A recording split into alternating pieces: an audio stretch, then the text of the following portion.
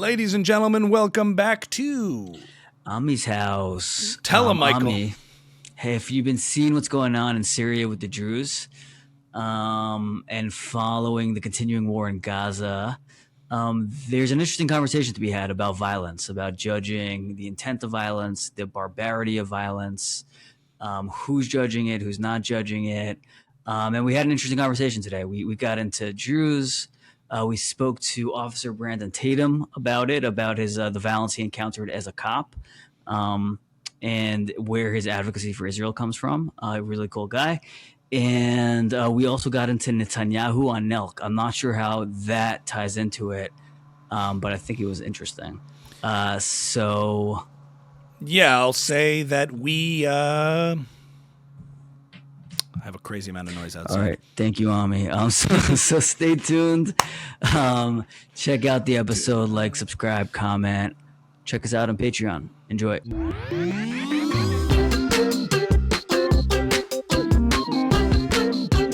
Michael, have you been seeing what's going on with the Druze? So I hadn't seen it. Then at dinner, my wife was looking at her phone because we don't talk to each other during dinner or the kids. She was looking at her phone like we encourage the kids to do. And she just threw it across the room and screamed. And I was like, what the heck's going on? And she showed me, I saw a moment of like, what looked like a guy's nose being cut off. Oh. And I looked away because I don't really engage in that stuff. I don't look at any of the October 7th footage, really. I don't look at what's going on in Gaza, really. Just the stomach and just the visuals. Yeah. But before the show, I took a look at Twitter and at some of the stuff going on. It was quite disturbing. Mm-hmm. Quite disturbing. What's interesting to me, aside from, there's these creators online that are Israeli Druze that I follow that are kind of been getting some of my information from, because the Druze community, for those who don't know, is a really interesting community in the Middle East, where you have Druze in Israel and you have Druze in Syria. They're sort of Muslim adjacent, Arab adjacent. They have some customs coming offshoot from Islam, and others, I don't know if mainstream Muslims consider them Muslim, but they're an interesting community in that one of their religious doctrines is sort of being loyal to the state that they're in. They have a very, from the Druze I've spoken to, whatever state they're in, they have loyalty towards, in a sense. So what's interesting about in the north of Israel is you have Druze that are Israeli citizens on one side and Druze that are in Syria that are related, that are cousins, that are part of the same family, but because of they're on different sides of the border, there's been different allegiances, so it's very complicated. Like the Druze in Syria can't communicate with their family in Israel lest Syrian government historically go after them for having ties to Israel as collaborators or things like that. So it's very complex in that sense of where the loyalties lie. But the Druze in Israel serve in the Israeli army. They're, Zionistic, patriotic. That's sort of just the general understanding of those I've spoken to from the Druze community. But what's so heartbreaking about it, aside from just what you're witnessing, is such horror, such atrocity, and it's so undeniable. And there's just such a deafening radio silence from all of the people who've been demonizing Israel over the last 2 years. And at the risk of, I want to condemn this in and of itself, right? You want to look at this and just point out how horrible it is. But you can't help but notice the silence in the face of it when all of those same voices have been so vocal about Israel being this unique evil. And one thing I notice is when you see these clips in this footage is, as compared to what you see in Gaza and the way people try to portray Israel as this monster, is that there's a difference between, and it's hard to compare what's worse, what's not worse, but there's a difference between images that are tragic, that are full of tragedy and suffering, versus images of and footage of depravity and evil. In both cases, you can see tragedy and suffering, but when you see the footage of what's happening to the Druze, I don't think you see anything remotely comparable to what the IDF is engaged in. You just don't. What you see, images out of Gaza of destruction and the optics of war and in a targeted Israeli airstrike that has collateral damage, and you see people suffering for it, you empathize with that, sympathize with that, but then you see people using that footage to say Israel is just profoundly evil. And obviously we're pro-Israel, so I disagree with the characterization, but even connecting those dots never quite adds up to me. As opposed to when you see a bunch of Druze guys lined up on a balcony while people are like elated, screaming and praising and shooting them at their feet, forcing them to jump off a roof, or cutting off noses, or forcefully shaving beards, and then just shooting them point blank in the street and then celebrating.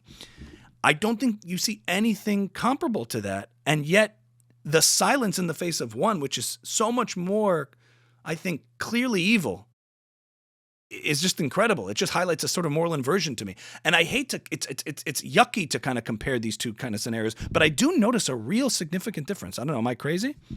You're muted a little. Water to be Say that again wading from the into. side. I think it's murky water to be wading into of judging how evil one atrocity is versus another. It's something I think that the right is very comfortable doing, and something the left is only comfortable doing in certain situations. I'd say, because you can hear the other voice saying, so if you bomb a building and 60 kids die, that's less evil somehow than shooting them in the head. Like, that's the response to that. In a world that accepts self-defense and war as just concepts that exist, I think you have to say yes. That if you're targeting a terrorist that poses a threat to you, hiding among civilians, and there's a death toll that results in a tragedy where you're not intending to kill those kids, versus what happened on October 7th, walking up, it's not just an aesthetic difference. It's not just arbitrary differences. It's real moral differences. I totally believe that. You're taking intent into account. Absolutely. Let's unthread this a little bit. You're taking intent into account. Whereas it's funny, like I think I'm hearing voices on the left saying it's funny. It doesn't matter, it doesn't matter intent. Death is death. We're not, all murder is bad. All killing is bad. Whereas they very much, going back to like cancel culture moment, woke, whatever, cancel, 2020s. They had no problem judging intent in that, so you could say, maybe I'm coming from the wrong angle, but you could say the N-word, but your intent matters there. Or is that completely wrong? Or were they consistent, saying it doesn't matter your intent? If you say the N-word, you get fired. No, it is consistent. No, it only outcomes matter. Intention doesn't matter, and that is where the left is completely morally bankrupt. That a compilation of Joe Rogan casually using it in conversation or referring to it is just as bad as Richard Spencer or a white supremacist using it as a racial slur. Right. To the left, it's all outcomes. It's really funny. Even when they talk about inequality, when they talk about anything they deem unjust, it's never cause, it's never intent. It's all just looking at outcomes and saying, hey, I see suffering, I see death. It doesn't matter what caused it. It doesn't matter who caused it. It's wrong as an abstraction for that to exist. It's this unconstrained vision that any kind of suffering that exists in the world is just wrong and needs to be abolished. How? We don't care. Who causes it? We don't care. It's just kind of wrong at some cosmic level. That to me is actually where it completely falls apart. I think you actually made a consistent point. Yeah. Yeah. Right. They are consistent that way. Right. Whereas the right is very comfortable getting into that space about why do they do it, and there are varying levels and degrees of evil. The surprising part here though is there was no consistency here, because I didn't hear much about anything about the Druze massacres. If I wasn't following Israel news, I wouldn't have even known about it. And I think this thing about intent as opposed to outcomes. I mean, if I'm driving a car and someone tries to attack me on the vehicle and I swerve and I kill 10 people versus one guy who was intentionally killing one person, I caused more death and destruction in my swerving out of the way, or my brakes go out and something that is accidental but causes more harm, or more precisely applicable to Israel's case, I'm trying to stop some threat and inadvertently, not my intention, cause more death. But that wasn't my intention, versus somebody who takes just one person and intentionally murders them. The second person is more evil. They're killing an innocent person with the intent of killing that innocent person. That's murder. That's very different than the first scenario, even though the outcomes might have caused more death and destruction. I think if you confuse the two and just look at the outcomes and not the intention, that, that's the collapse of the Western civilizational mindset of what the difference is between defending yourself against evil and perpetuating it. Mm-hmm. And so when you look at what's happening to the Druze, you see like people being lined up and shot at point blank. People get more outraged at the sight of an aid site in Gaza that looks blurry. You can't tell what's going on, and you hear bullets kind of in the air, and you don't understand the context, but they just kind of jump to conclusions as to, we know exactly what happened here. Even though we're not really seeing it, I'm going to infer, because of my preconceived notions about what Israel is, that I've decided Israel is, that this is the embodiment of evil, and I'm going to basically project onto the scenario what I believe is happening because of what I want to believe happening, and I will deny what's right in front of me in the case of the Druze and not say anything about it because it's not convenient to demonizing Israel or the Jews. What would you say, let's say the soldiers who killed people at the aid sites, they get convicted and it comes out that it was intentional. They lost their minds for whatever reason, doesn't really matter so much. They did intentionally kill innocent civilians. How would you compare that to what the Syrians are doing to the Jews in Syria? So a soldier at an aid site intentionally killing a civilian versus a jihadist forcing a Druze to jump off a building. We're getting real into the weeds here, but I'm curious. These are relevant. The brutality of the situation, the severity warrants it. I think that's just as comparable. If a soldier came up and just started using gratuitous violence and randomly targeting civilians, and there was no threat. It's not the method. It's not the method that bothers you. It's the It's also, well, what do you mean by the method? I mean, the method and the intent sort of go hand in hand. If you're taking some bunch of people, lining them up on a balcony, and forcing them to jump off and then start shooting their ankles. Right. Sorry. Go ahead. No, there's not only a cruelty to that, but look, method, means, these kinds of things. If we accept that somebody is deserving of lethal force, okay, then what? Do you use a gun, a bomb? Like, these are the real, uncomfortable ways by which you're saying you're allowed to use lethal force. But we have to establish that you're justified in using lethal force, at least to stop someone who is a threat. If there's an aid site that often gets hijacked by Hamas terrorists and looted, and then they hide amongst these crowds with weapons to attack and approach Israeli soldiers, and you're in a scenario that is often hostile, similar to when the cop pulls over people and you don't know if they're reaching for a gun, given the cases of cops who are shot in these cases. We don't see that. We don't talk about that. But you're in a hostile scenario to begin with. It's the same as when Piers Morgan says, how come they don't allow journalists in? It's obvious why they don't. And it's like, well, I think Israel maybe has to prioritize winning a war versus letting you watch, Piers. Because oftentimes journalists are there and Hamas disguises themselves as journalists and weaponize the uniforms in order to disguise themselves. And often journalists are killed in these scenarios. And who's going to be blamed for that when journalists get killed? Now, if it's clear that this is an aid site and there's no threat, and you can demonstrate that an Israeli sniper or whatever just started taking out people, that's a crime, and he should be brought through the proper channels of a military tribunal or whatever it is. Like, we try those cases and investigate those cases. I happen to believe that's not what's going on here. Could it happen? Case by case basis that Israeli soldiers could snap could do that? I'm not saying absolutely, but I'm saying, is it comparable to what Syria is doing to Jews? I would say so. If a guy comes in and just says, here's a child, an innocent civilian, and I'm just going to take them out, I could see why that's comparable. I would say so too.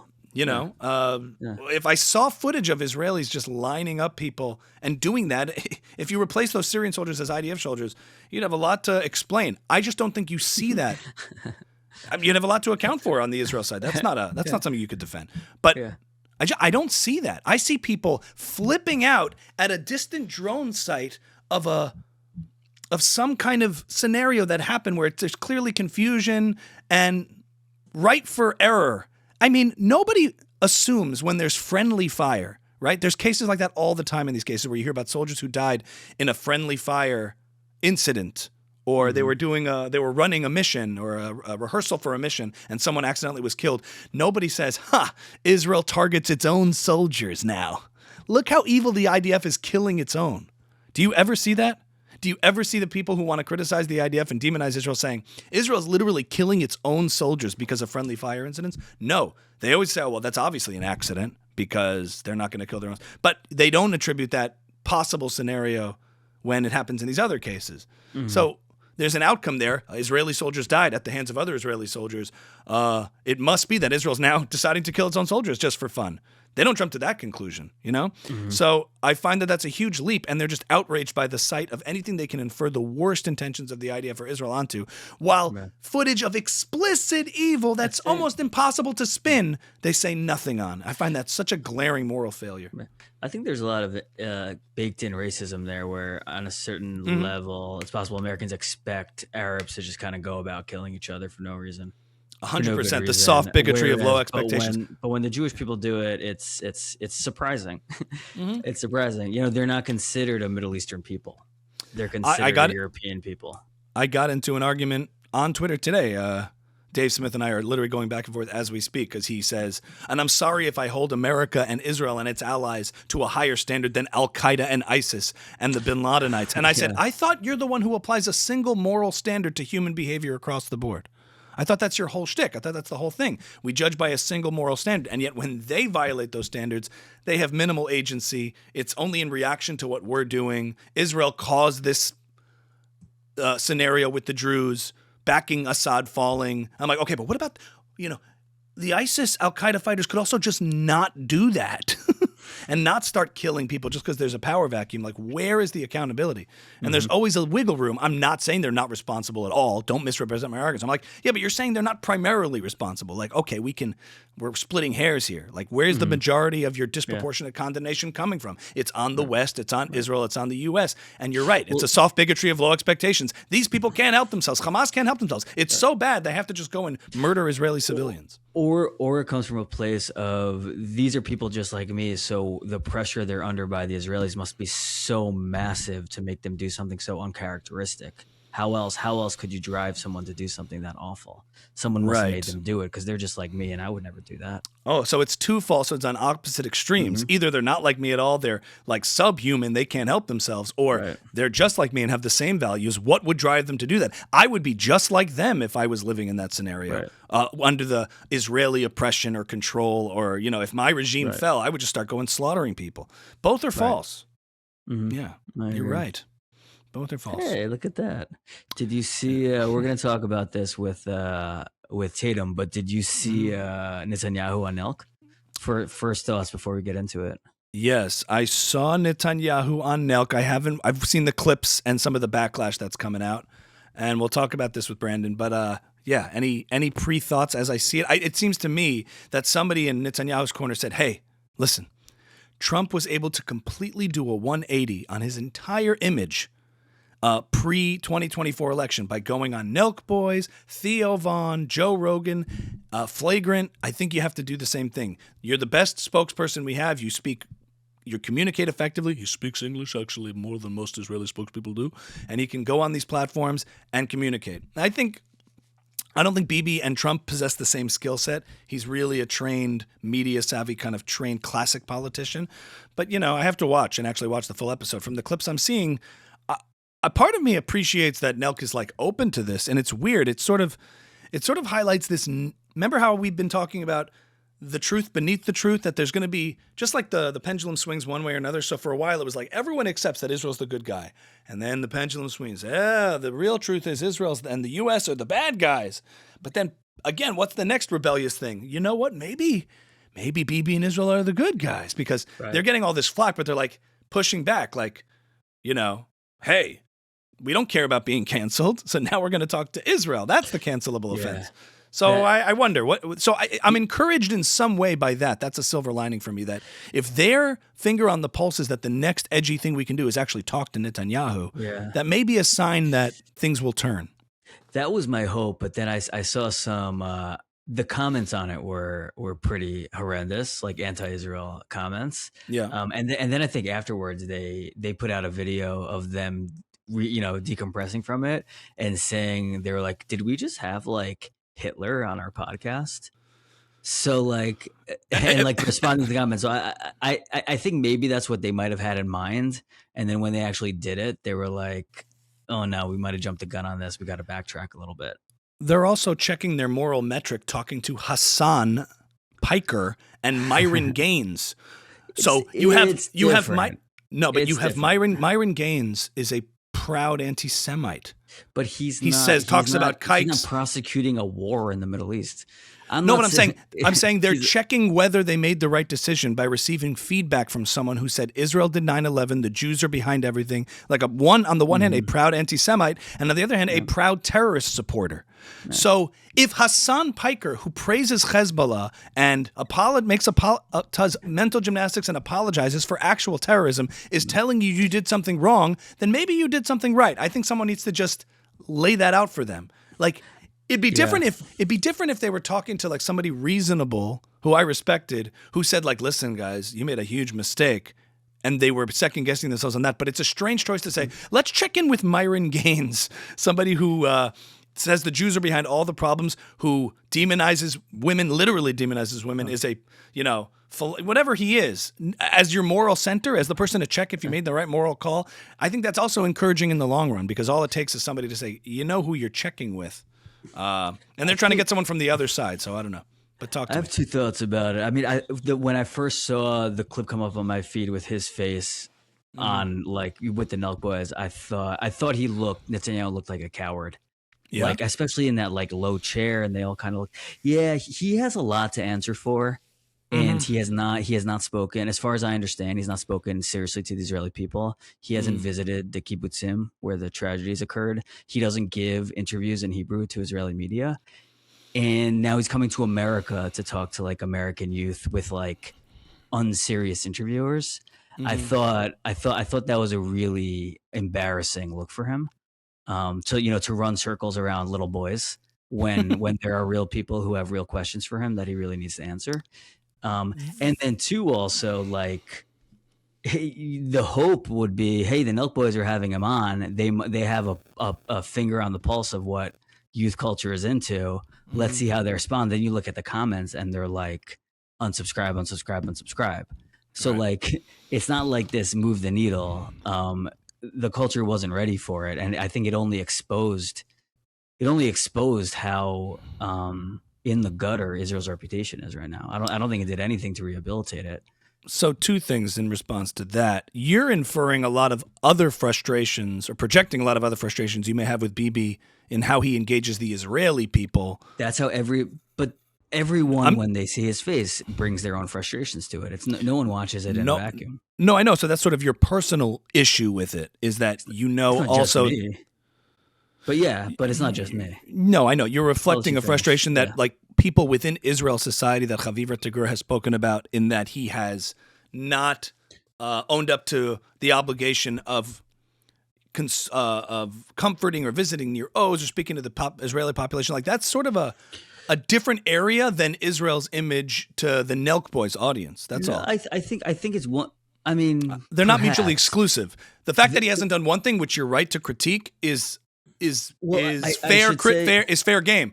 But him going in this space, or if he were to make rounds on Rogan or the podcast circuit, is another thing. But they revile him for their own reasons. He's going into a space where he's considered a war criminal. Right. Right. But in other words, they're not upset. The Nelk Boys don't take issue, and their audience doesn't take issue with the fact that Bibi hasn't properly, properly handled the Israeli population and owned up to mistakes or things like that. That's not their issue, No, but I would say they probably have a similar issue of this guy. I don't know exactly how to articulate it, but I would say they have a similar issue of this guy is a coward in his own right. Is a coward in his own right. Like, I don't really want to express that argument here because it's not my words. But I imagine it's similar sentiments for completely different reasons. But let me ask you this, just to play devil's advocate: had Bibi done all the things you had desired he do, Mhm. would that change anything about him sitting down with the Nelk Boys? Yeah, because it's like for me personally, you're working on your PR outwardly instead of inwardly. Mhm. First, you should work on it inwardly within your own country and your own people who you're trying to defend this war to, instead of skipping that step and just going to like Nelk and trying to make the case on YouTube. So you're saying you take issue with him prioritizing this outward external Yes. image versus actually doing the real work of repairing his image and his good graces with the Israeli population that he's responsible for. It's not so much, I mean, yeah, well said, not so much repairing his image, but taking accountability for anything. Well, yeah, one and the same. within Israel. Yeah. By repairing image, by taking accountability. It's sort of like when you have a dad who's betrayed your family but goes out there trying to make the case for good character. It's like, oh, daddy's out there on the news talking about good parenting and being a good family leader, but back home he's a douche. Right, or like instead of apologizing to his kids, he's going to like a bar mitzvah and like shaking hands and like, you know, being welcomed back into the community. Right. So you resent that a little, and you think that the Nelk Boys I and you think that Nelk and people watching can sniff that out, that hypocrisy. I think they can sniff out like, dude, people are saying you are on the same level as Mussolini and Hitler, and you're sitting on a couch talking to like a 25-year-old who doesn't fit into a suit. Like, there's something odd here. There's something very, very odd about this image. Mm-hmm. Like, who is saying that though? Not the Israeli population. No. I think American kids in their heads, even if they express it as F Israel, F Zionists, this is, you know, unsubscribe. I think what they're trying to express is there something off here. Yeah, turn your gain down a tiny bit on your mic just because it's crunchy a little. I think you're giving too much credit to the haters that they're saying their issue with Bibi is his hypocrisy. You know, I don't think it's that nuanced the way I think your issue is, and it's fair enough. I don't think that's where the hate is really stemming from. I think it's, as we've talked about a lot, it's sort of getting on the bandwagon. It's fashionable to hate Israel now. It's fashionable to be all on the side of what they perceive is the victim and be on the side of the oppressed. And there's a virtue signal going on there. I don't think it's like, you know, this guy's a phony. He didn't even consult the people of Near Oz the way I would want them to. No, that's not where the hate of the Nelk Boys interview was coming from. But I understand your point that it's just integrity as a principle and being consistent as a principle and prioritizing matters. That you're out there on the circuit, we're trying to repair your image and the image of Israel before actually dealing with the Israelis that you have a responsibility towards. Seems like a lapse in priority. Yes. Okay. Yeah. But let's put that all aside for a second, because that's something we might feel and understand, and you're relaying that frustration. And just the tactic of trying to address and understand that these younger demographics are shifting. I do think there's something to be said about, while he's in the States and making his rounds, he wants to try to reach these people, because anybody, despite their personal character failings, can make the case. I think effectively. But I guess sort of back to my original point. It's just kind of like, it's not reading the room. Like, timing is everything. It's like you're in the middle of this war. You don't seem to be doing anything to stop it. Like practically, like, and now you're gonna go try to like defend it. Like it's way too late for that.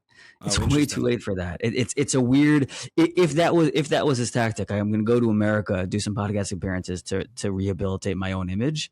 It's like you have to do that on the back of big news. Like, hey, we just came up with a ceasefire negotiation, and I'm going on Nelk to announce it. Like, now let's talk about the future. But like, we're in it, and people are pissed about it. It's not the right time. You know. Interesting. Reading for the room. That tour. Yeah. Well, I guess we'll see. I have to see the whole episode. As far as from the Nelk's position goes, from these guys, I kind of appreciate that in their world, clearly they're taking a public image loss and a lot of flack, but they're kind of, we don't give a shit attitude. Like, just like we supported Trump when it was very unpopular to do so. They had Trump on when when they had Trump on the first time, you could get like canceled from YouTube, and it did. It got like pulled right away. So they're applying that same thing to, you know, being countercultural and taking that kind of stand. You know? Do you think it's anything more than a stunt for them?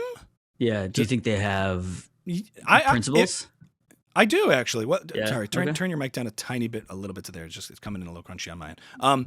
Do I think so? I think everything is inherently performative when you're online and you're building an audience and stuff like that. But they've always had a principle that they've stuck to, which is, dude, I don't care. Like we're going to do what we want to do. I think they genuinely wanted to talk to him and wanted to learn about this, regardless of the consequences. Just like they genuinely wanted to have Trump on. Like, this is the guy they want to talk to. This is the conversation they want to have. It may get us pulled from YouTube. Look, there's an audience capture feedback loop of doing things controversial for controversial sake. But I think given the fact that Israel, Palestine, Israel, Gaza, the Arab-Zionist conflict, anti-Semitism is all front and center for the past 2 years, they're going to talk about that. And I respect the fact that they would have someone like Bibi on when a lot of people would just run away from that, because it's just too radio. It's just too radio reading of it. But it's just too radioactive. I mean, too many people are kind of wussies about it. And they're taking the flack now, and they're like, we may have, like, I wouldn't say they're intellectually grounded about it, where they're like, maybe we did have Hitler on. We are now being joined by the Officer Tatum, Officer Brandon Tatum. Thank you for your service, and thank you for what you do out there. Welcome to Ami's house. Yeah, my pleasure, man. Thank you guys for having me on. Okay, so, Brandon, we were just talking about Bibi Netanyahu, Prime Minister of Israel, has just made his rounds on the Nelk Boys.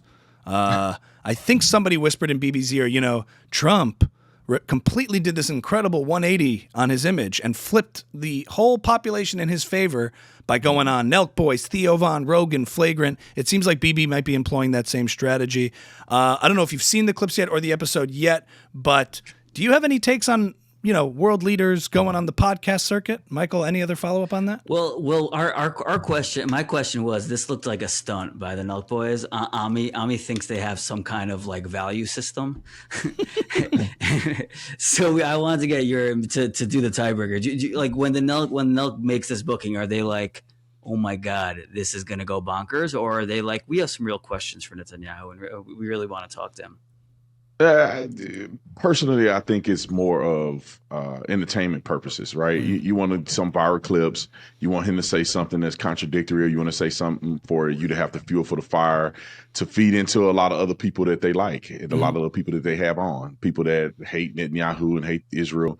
And I'm not saying that they hate him. I just think that those clips will go more viral and get a lot more attention. I mean, what is the Nelk Boys? They are the kings of marketing.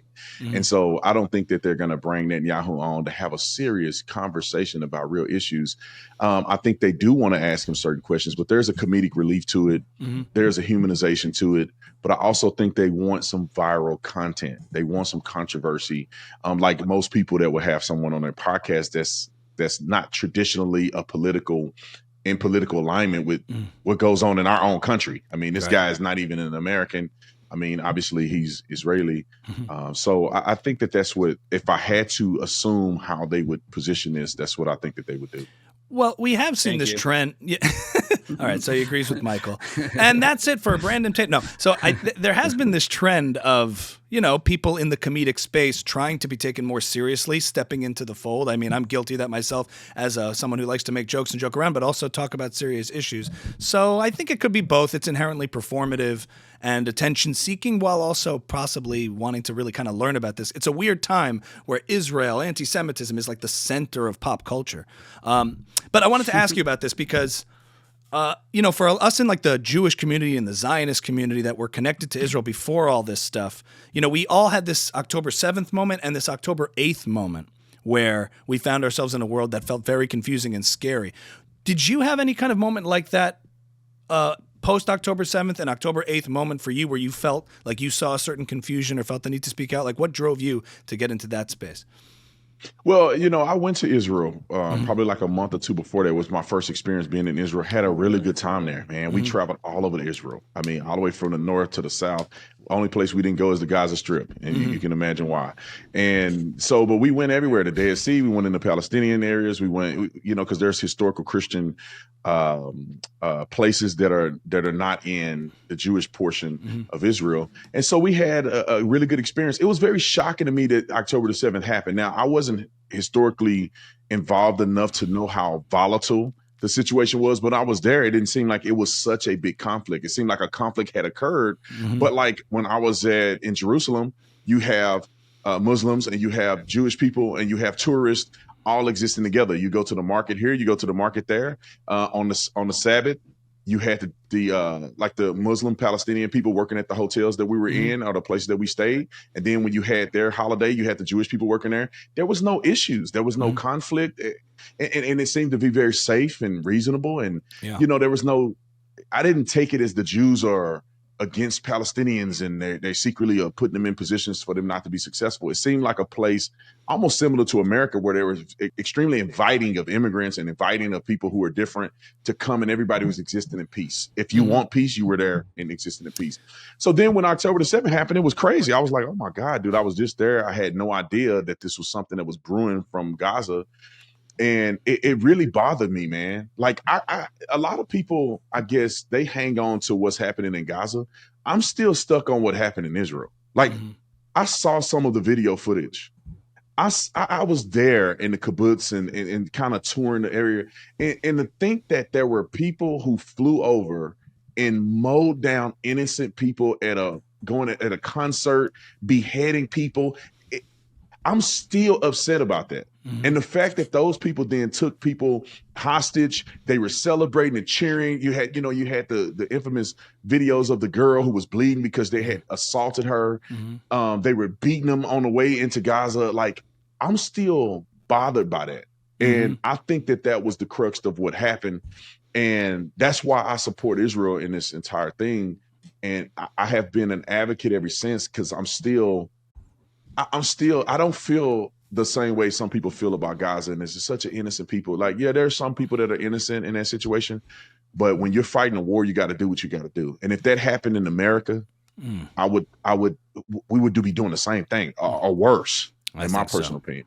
Yeah, and I think that there is this confusion that's developed when you look at the optics of war, any war, just or unjust. If you spotlight it and feature it in a certain way, people have become confused between the tragedy of war and the depravity of those who started it. I just think there's such a difference when you look at October 7th, as you saw. Like, I'm also, everyone, the weird thing about this debate is that both sides think it's so obvious, right? Who the good guys are. Both sides are like, it's so obvious. But one side looks at the tragedy and the optics of war and attributes malice and evil to it. And I think what you're talking about is, I saw things I can't unsee and that have a very different motivation. And it's interesting that you brought up what it was like before October 7th. And I always is struck by that when you go to Israel and you see all the signs are in Hebrew, Arabic, and English, and you see this multicultural society where it doesn't seem like there are these people at war constantly. I think that's the first thing that would strike anybody going to Israel for the first time. So I even feel that myself when I go, and I've been there many times. I'm like, it's unbelievable how people get this wrong. My question to you is, when you get into these spaces, like, messaging wise, why do you think that narrative doesn't come through? Your experience in Israel, when you get into these spaces, and now we're seeing sort of the younger people that you're coming up against and sort of the MAGA movement seemingly turning, especially a side that's supposed to be pro-Western, pro-military, pro-capitalism, pro-success, pro-competence. Why are they turning? What messaging you think is falling flat on, like, younger generations that you come up against on college campuses, left and right? Yeah, man, I think that some of this is spiritual, to be quite honest. And I think that when people talk about anti-Semitism, it has become similar to racism. It's not that it don't exist. It's just some people weaponize it and overuse it, and then people begin to doubt the mere definition. But I think there's a real spiritual anti-Semitism that befalls the people. And some people, and I call them getting bit by the anti-Semite bug. Because there's this longing to have such a negative perception of Israel without true justification. I mean, I see certain people who they see everything in the world negative attributing to Israel. And if Israel does anything similar to what we would do in America or any other government, whether it's a fault or not, it's exacerbated because it's Israel for some odd reason that I do not, and I probably will never understand. But the dominance in the narrative is the reason why so many people, I think are against Israel. It's an easy punching bag. You see a Gazan child that's laying on the ground, whether it's staged or not, because people tend to believe everything they see from Hamas as if they're not going to trick people in propaganda. But you see a kid, and then everybody goes out and say, oh, this weaponized empathy that they produce on the people. They go, oh, this innocent kid, they're just bombing indiscriminately. And what happens to the untrained mind, to go deeper in the thinking through things, they go, wow, bad. They're bad. This person said they were bad. I don't want to do no research or think about it reasonably or logically. And unfortunately, people do not research, and people have implicit biases. And when you have people who have a great amount of influence and they have trust from people that follow them because they've been 100% correct on probably 90% of the things that they've said, they kind of by default get a level of trust that sometimes they don't deserve because they're not validating these things by facts. You know, and I hate to see it happening, man. It's almost like I need to do more to get people from Israel to come on my platform and speak. And let me just say this too, because I think this is important to say. A lot of people who represent Israel are terrible representations of Israel, right? They come out and they say they're not reading the room. They're arguing. You know, I don't know how you feel about Smooly. I don't even like to call him a rabbi. He's one of the ones I just do not like. But he comes across very pompous and arrogant, and he has all his baggage, and he's not a good representation. He's Michael's father. No, I'm just kidding. Look at the resemblance. Officer Tatum is an anti-Semite. Officer Tatum is an anti-Semite. You're an anti-Semite. I mean, we have a lot of fun on the Schmilly thing, but absolutely, I'm with you. I know, but you know, he with goes out and does these extreme things, and it kind of makes fun of even the very point that he's trying to make about defending Israel. Yep. But you know, I've had a couple people that have come on my platform that have done an incredible job at explaining common sense. This stuff is common sense, man. I that's why I think it's spiritual, because for somebody to not be able to see common sense in this situation, it's got to be more than just logic. It's got to be more than just, you know, ignorance. It's more to it. Yeah. This war is very simple. You get attacked, you retaliate against a terrorist organization that have been screwing over their people for I don't know how many years. Yeah. The freedom is not from Israel. The freedom is from Hamas, to be quite honest. Right. And this is the way war is fought. These people are going to put their own citizens in harm's way in order to gain sympathy when they are the ones who are launching rockets into Israel. And if it wasn't for the Iron Dome, there'd be hundreds of thousands of Jews killed.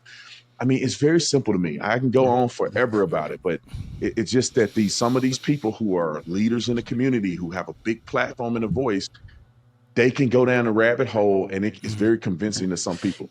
There's this weird sentiment that people have where if AIPAC disappeared, somehow their life would get better. Like, it's crazy. It's really crazy. Like their material life would improve without AIPAC.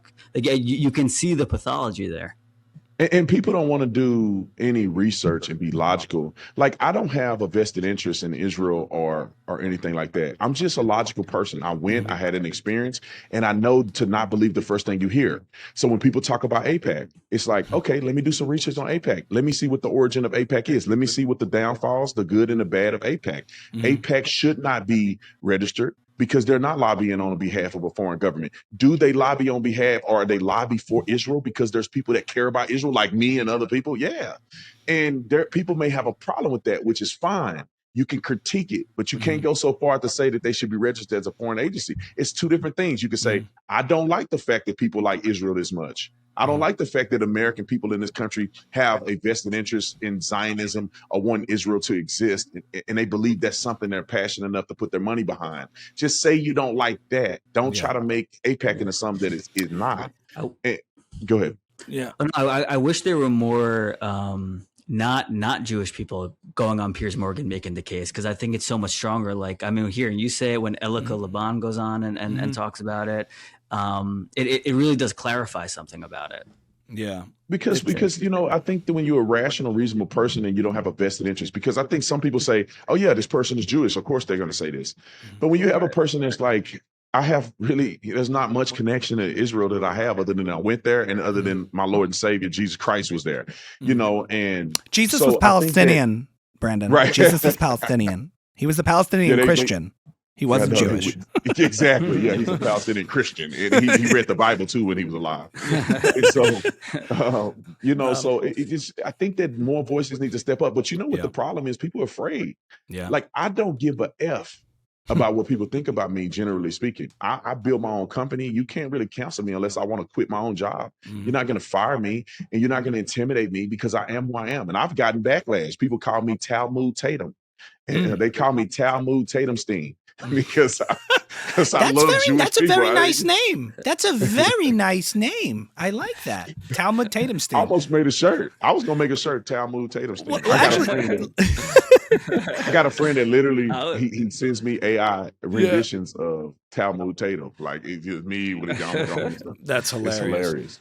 I actually want to ask you about the pushback because, first of all, I just point out that the point that you're making is like this disproportionate outrage, brain rot, obsession with, I'm not just under the guise of, I just have a problem with foreign aid. Yeah, right. That's why you're losing your shit about AIPAC calling it a foreign agent.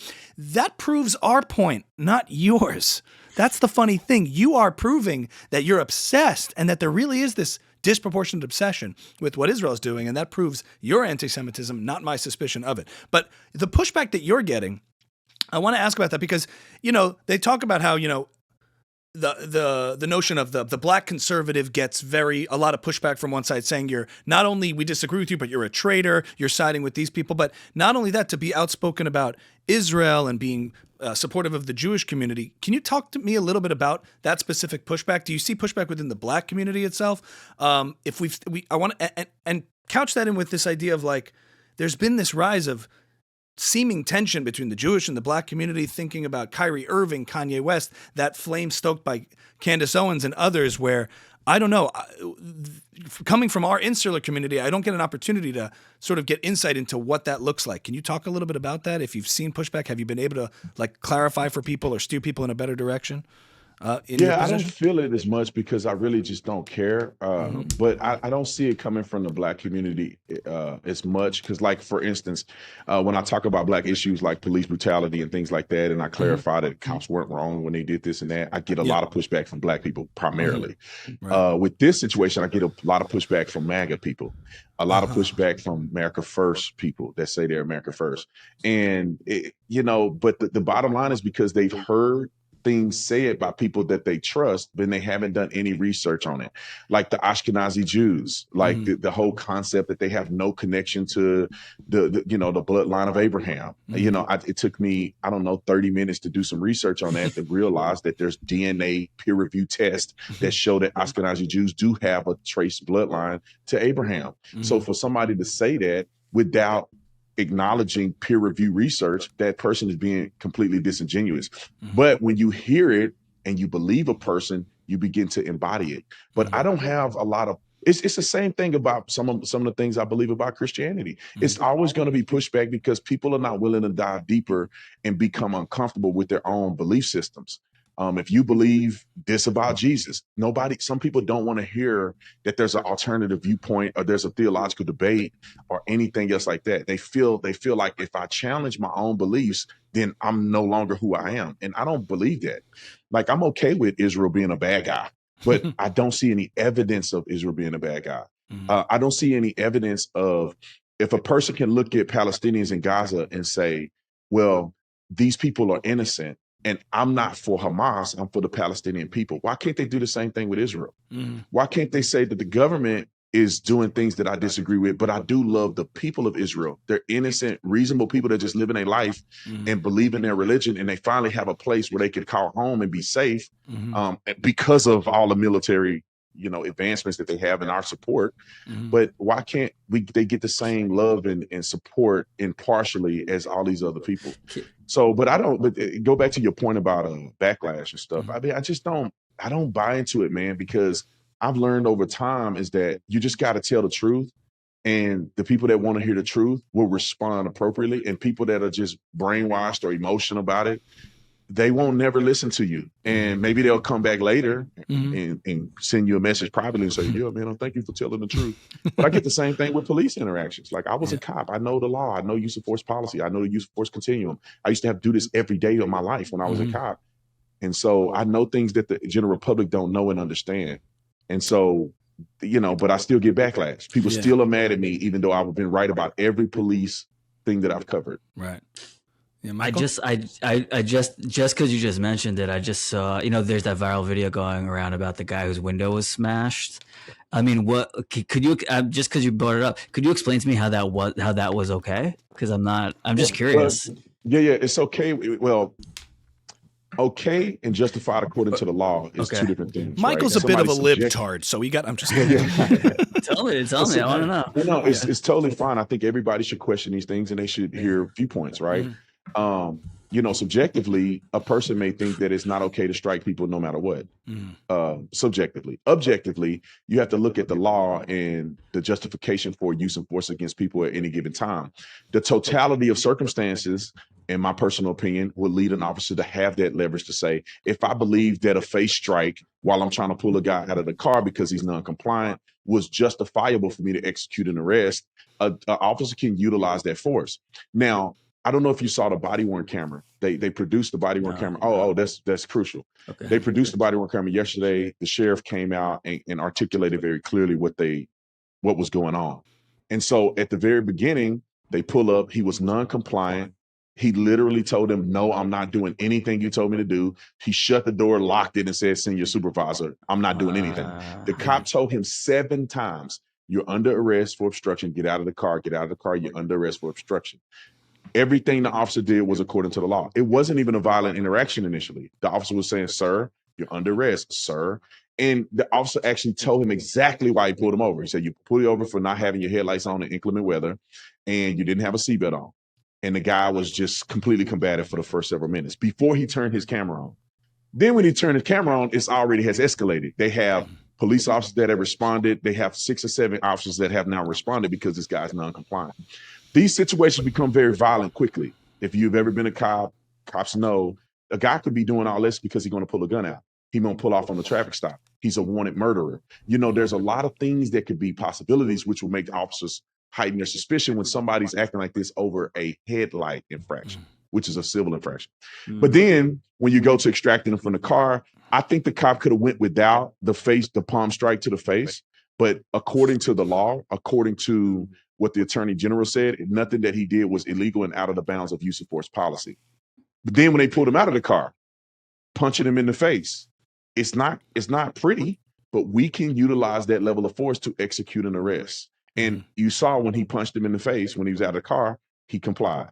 So those things to the public may seem a little bit extreme, which I understand. But when you're a police officer and you deal with use of force every day, you realize a cop got to do whatever a cop believes is necessary to get this guy under control, because you don't know him. Yeah, they pay the ultimate price for hesitation or making a mistake in assessing a situation. So for us to watch and say, "Shame on you," it's like, well, you know what? You don't see all the cops that were killed because they hesitated. Cops see cops that are killed. They used to send us a briefing every day, and when we go to the briefing meeting, the first 15 minutes of our shift, we do briefing, and then we go out and patrol. It's kind of like a little time to collect ourselves before we overlap. Right. But they should send us cops that get killed every day. So every day we get a list of all the police officers that have been killed and the circumstances that they've been killed in. And there's so many cops that have been killed on traffic stop in this very scenario where a guy's non-compliant for what seems to be a basic traffic stop.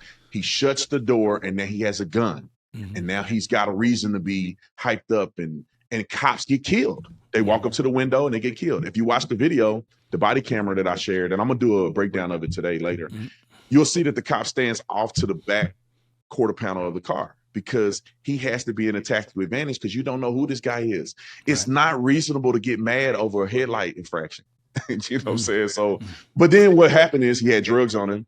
He had a knife on the floorboard.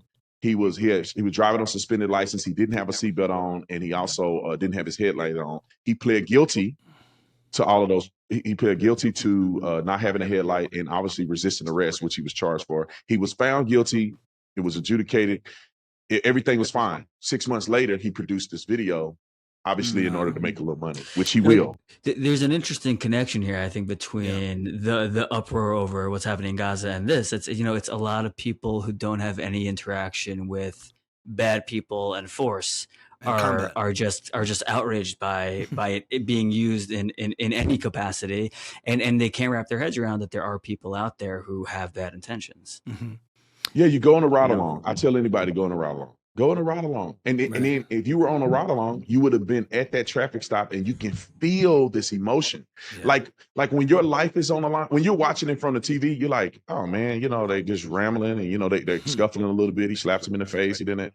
When you're physically there, your adrenaline is out of control because you think I can be killed at any moment right now. I can't see this guy's hands. He got the windows rolled up. Is this going to be my moment where I'm going to get killed and I'm never going home to my family? Why is this guy getting so worked up over a traffic stop? This is a warning. Hey, Jude, turn your lights on. Right. Is this guy going to produce a weapon? Is this a mass murderer? Is this guy running from the law? Did he just kill somebody? Like, you don't know. I felt it. Bro, when I was a cop, you feel this adrenaline where you kind of get afraid and then you get, kind of worked up, and palm striking in the moment seemed reasonable to you when you're worked up and this guy's uncompliant and there's so much going on. When you go look at it, you go, yeah, he could have went without the palm strike. I mean, it's the same. The judgment, I think, is rooted in the same place and animated by the same thing as the people who watch what we're talking about with Israel and Gaza. And they're like, these soldiers going in, why did they have to react that way? I feel like, well, does your experience as an officer provide you unique insight in the way you judge situations in the Middle East or what's going on in Israel and all of these things? You're like, I know that things aren't what they seem as they're portrayed on an algorithm, on a quick little footage from the outside, having been a police officer, been in combat, been in these scenarios where the vibe and the energy is a very different thing than when you're watching a body cam footage or some kind of security drone. It's a very different scenario when you're in a booby-trapped house or you're doing a traffic stop which could end in disaster. Does that give you a unique insight, you think, in watching all these kinds of things that are portrayed? In two ways it does. It desensitized me to knee-jerk emotional responses to violence. Right. Because I know I've seen it and I've seen the worst of it. I've seen people literally decapitated. I've seen people get beat to death. Wow. I've seen people shot to death. And I physically see them take their last breath. It's an experience that when you have it changes the way you look at the world and the way you look at conflict. And I also know enough that you can't always go off of the first thing you see. You have to put things in context and try to put yourself in the position of everybody involved. And just imagine if you have never seen a person beheaded, like see a head over here and the body over here. If you've never seen people beat to death or what it looks like to be shot with a 7.62 from an AK-47 and the way a person looks when they've been ripped to shreds by this type of weapon, and you have to pick their body parts up and put them in a bag, and the emotional toll and the smell of gunpowder and flesh and all this. If you have never felt that and been there, then you don't know the fear and the perception that an IDF soldier has against a person that's willing to do that to an innocent human being. How much more are they willing to do this in combat with me? So the height of frustration, fear, anxiety, all of that goes into the interactions that you see with soldiers fighting on the front lines. A lot of these people don't know how many IDF soldiers have been murdered in this conflict, even on October 7th. They don't know how much conflict it is when you're going into Gaza, uncharted territory. You don't know who's a terrorist, who's a civilian. You don't know if it's booby trapped. Some of them are getting shot and killed. You don't know if they're shooting from buildings. You have no idea what's going on, but you don't have a choice. You are fighting on behalf of your country and the legacy of the existence of Israel. And you are going to an uncharted territory, in some cases, to die. And nobody knows the fear of what is it like when I die. You see what it's like when he died. You see what it's like with a gunshot wound to the head. What am I going to end up like him? What is it going to feel like when I take a shot to the neck or the chest and I'm bleeding out and what does my last words look like? That stuff is a lot more complicated than what the average person sitting on the couch is observing. But I will say this, but you also have to listen to both sides, because you hear the pundit say, they just blew up a church. They just shot innocent people at a feed zone. And then you go and you say, okay, what does the IDF say? And you look at the IDF and they go, that didn't happen. Here is what the video show. Here's the millions of leaflets that we drop. Here are the phone calls that we make. Here are IDF soldiers escorting innocent people out of harm's way. Yeah. And you're like, well, wait a minute. That's not the narrative that was told for me. They're telling me that they're innocent, killing people. And let me just say this too. Yep. I've been to Israel. I've seen IDF soldiers. They're average people that have to serve. Unlike in America, where you can voluntarily serve or not. They're regular people. Do you have the audacity to think that the average woman or man that grows up in Israel in a peaceful environment has it out to just murder innocent people with no due regard, no emotional reaction to it? I don't think so. Right. I've seen those people, man. Some of them look kind of scary. Some of them, I mean, like scared. Some of them look like just a little kid. They don't have any choice. They got to serve whether they bad to the bone or not. And so that puts me in the perception to say, maybe there's more to it. How is the rules of engagement going? Let me look at IDF and listen to Palestinians and let me put it in proper perspective. There seems to be this concerted effort to humanize monsters and demonize humans when it comes to like the humanity of Israeli soldiers versus when we look at what happened on October 7th with Hamas, where they attribute minimal agency to them and maximal agency to Israeli soldiers as some sort of just monolithic, savage entity. Yeah, I tell people, show me an example of IDF or Israelis doing any of this stuff that you see Hamas and Muslims and Islamists doing. Show me any of it. Are they in America? What have they done in America? Show me a suicide bomber Israeli in America. Show me somebody shoot up a nightclub because they don't agree with somebody's perspective that is Israeli, that is Jewish. Show me a terrorist attack in America. Show me people beheading Palestinians on camera from that are Jewish or from the IDF. You will never see this stuff. Show me where the IDF is going to other countries and just indiscriminately killing Christians and piling them up on the side of the road and just burning churches to the ground. You just never see that. So why would somebody equate the morality of the IDF and Jews and Israelis to people that are so barbaric that is unimaginable? They don't just kill other people; they kill their own people. Because it's easy to do that, you know. It's easy to condemn it's like an "fu mom" energy, you know. It's easy to just the soft bigotry of low expectations. Those ones, you know, we're not going to judge that. Actual evil, we're going to ignore. Manufactured evil, we're going to condemn because it's all a virtue. Just like the police. Back to the subject we were talking about. Well, you know, the police killed Michael Brown in 2015 or whatever that was. They have an event for Michael Brown. They raising millions of dollars. They have murals but the cop that he attacked, who justifiably shot him, has trauma and exposure to that experience, but nobody cares about him. Right. Nobody thinks about the officer, but they want to get people out of prison. Well, you want prison reform. Back to the officer scenario. Do you think that in that case, because of all this escalation, we should send in social workers to deal with these scenarios like Zoran Mamdani wants to do? And wouldn't that be better? Well, if we want them to die, then send them to die. Because social workers, think about this. Like, there's a deterrent having a gun in a vest in tactical training. There's a deterrent. But there's a deterrent having a master's too. Right. I wish it was. Then we would have this world would be a better place. But too bad the 5.56 don't care about a master's degree. So what happens is there's a little bit of a deterrent. There's a use of force presence from a police officer in uniform. It intimidates most people, right? So you don't think I'm gonna fight this guy. A lot of people are like, I don't really want that smoke. Send a social worker in who's never been a part of any violence, who don't know how to de-escalate a real situation, right? You can be in the office doing scenarios with your friends and say, oh, drop the gun. I'm sorry, sir, that you're going through. But versus police officers that have to deal with people in their worst moments. I literally had to talk people out of committing suicide right in front of me. I had to rescue a girl hanging off the side of a cliff that was like a 40-foot drop. Like trying to get a lady not to jump off the 11th floor in the Tucson house in Tucson, Arizona. So how do you deal with hate comments then? I can deal with all that, but the hate comments, they make me feel so poor. I don't sleep at night. I'm curious what you say to someone who says they know how to de-escalate a situation, but they could also escalate a situation to a point where it doesn't need to be escalated. I'm curious how you respond to that. Yeah, no, I think that people have a valid point in that. A well-trained officer knows how to de-escalate appropriately and know how to escalate when it's necessary. Poorly trained officers escalate things that they shouldn't escalate.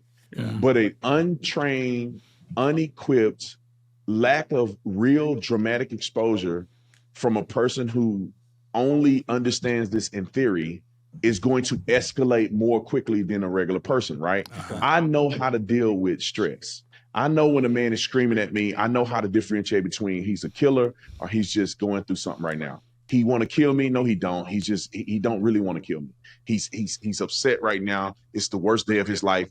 I have been exposed to that from all the way up to death, right? Meaning that I have dealt with people all the way with the fear of them killing me having a fight, put my hands on people. So all of that have trained me to go into a situation and like, this doesn't excite me.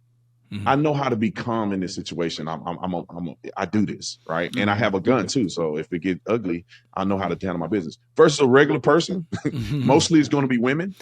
And you go into a scenario where a guy's like, I'm gonna kill everybody, he's slamming stuff. And now she's flustered. Now he's flustered. And now he's like, stop. They don't know what their training is. They don't know how to talk to people.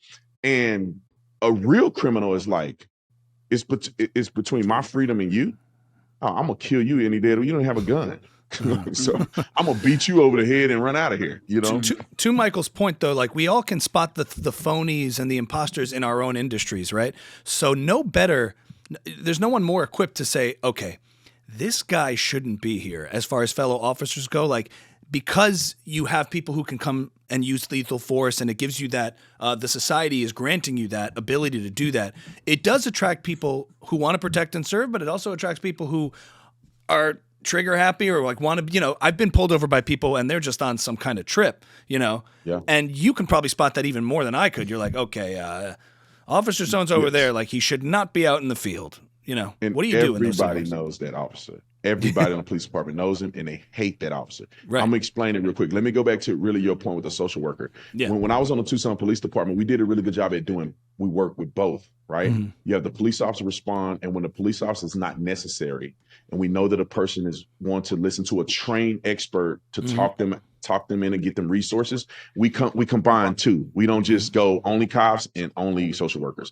That's a recipe for disaster. We combine the two. We get the officer to respond when it's necessary, then we bring in a social worker to give the soft approach and to sit down on the couch and make people feel comfortable where you're not sitting in the room with a big old dude with a vest and the radio going off and the guns. It's kind of intimidating for a person that just want to express themselves. And we are not experts in psychology and stuff like that. So the combination of two works. But also the bad cops.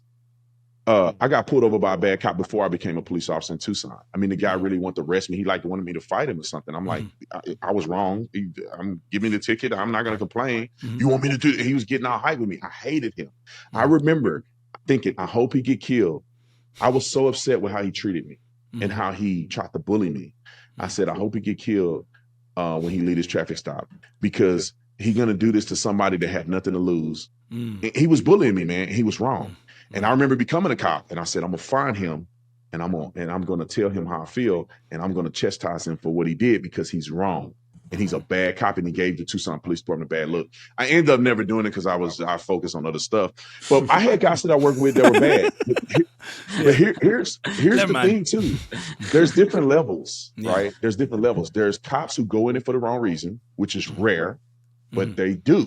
I've seen it. We've arrested them. They've gotten fired. I've been a part of the process of some of them getting fired. Then we got guys that come on with good intentions, but they turn evil. And that's kind of like politicians. You get into it and you get desensitized because you deal with people's worst day every day. People cussing you out. They hate you. They spit on you. They fight you. They lie to you. They betray you. It's all down. It's all emotional drain. And so people begin to get crooked, right? Or they feel like they're not treated properly on the police department, so they're going to work and do drugs on the side and do this. We've had plenty of officers on the Tucson Police Department do this. We had a detective that was doing a drug deal. He was an active detective. He was doing a drug deal after hours, and he did it at a strip club, and him and the guy got into it, and the guy shot him and killed him. He had a mask on. He tried to rob the guy. So our officers go to the scene. They pull the mask off, and it's one of our detectives. We had 5 detectives get caught up, and they were married, and I knew some of them. They got caught up in a happy endings scenario. They went to a little parlor, and they were getting happy endings. I couldn't believe it. We had a guy who was squared away, fresh out the military, beautiful wife, beautiful family. He had the same field training officer I had. He flew through every training protocol with flying colors. He was the #1 prospect coming out of field training. This guy, boot shine every day. Yes, sir. Military experience that was impeccable. This guy was the worst cop on planet Earth. He took a prostitute, not a cute one. He took a nasty AIDS prostitute with hairs growing out the side of her face. Cute one, I'd probably understand. smelled like onion rings and fish. Yeah. He took her to a tunnel, and we have GPS tracking on our cars and everything. He didn't care. He took her underneath the parking garage of an abandoned movie theater. He proceeds to do stuff with her with protection. She runs. Now, everybody knew someone right because he gets on the radio and say, I got one running, and then he go, I got one 10-15, which means detained. Yeah. And everybody's like, wait a minute, nobody does that. When you have one running, you don't call detention and transport to the there's a whole process. Yeah. And so people were skeptical. He takes her to the jail. She say he raped me at the jail. Now, every time somebody make an accusation against a police officer, they get investigated. So if somebody say you raped them, they're going to investigate it to a certain degree. So they investigated it. And this dummy had the condom in his possession when he took her to the jail in the booking area. In the booking area, there's one bathroom that's not available to the public. Only police officers can use that bathroom. You have to go to the booking desk and say, can I have the key to the bathroom? Only cops go in that bathroom. It's all on video. He takes the condom. He doesn't flush it down the toilet. He balls it up and throws it in the trash in the bathroom that only cops go in, that's surveilled. So when she made the accusation, they do the research. They see his GPS tracker was there, and then they looked in that bathroom, and he had a condom in the bathroom. DNA tracked to him. He was fired. Worst officer, and we all hated him, and we hope that he spent the rest of his life in prison. So I want to dispel the myth that cops are like supporting these bad guys. We work too hard and go through too much training to have reputational damage by some idiot that want to be overzealous and want to fight people all the time.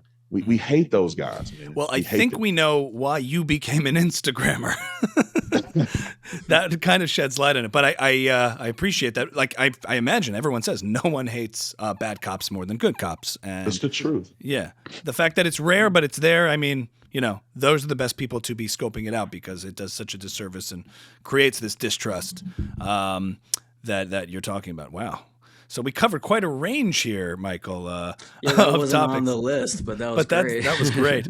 I just want to end off. I want to respect your time. I know you got to get off here, but in terms of just the future going forward of the MAGA movement as we're seeing now, I mean, I'm sure you watched some of the clips coming off from the Turning Point USA conference that just happened.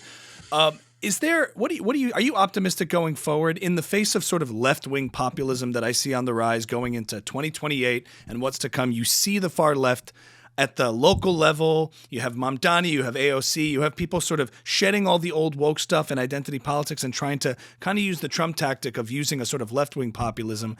In the face of that, I find it so ironic that within the MAGA movement, conservative movement more broadly, there's so much consensus. There's so much stuff we can agree on, whether it's taxes, education, healthcare, all of these things, and yet we're arguing about Epstein files and we're arguing about AIPAC and Israel. Like, how can we kind of reunite around much more things that we have in common than that differentiate us, that we disagree with?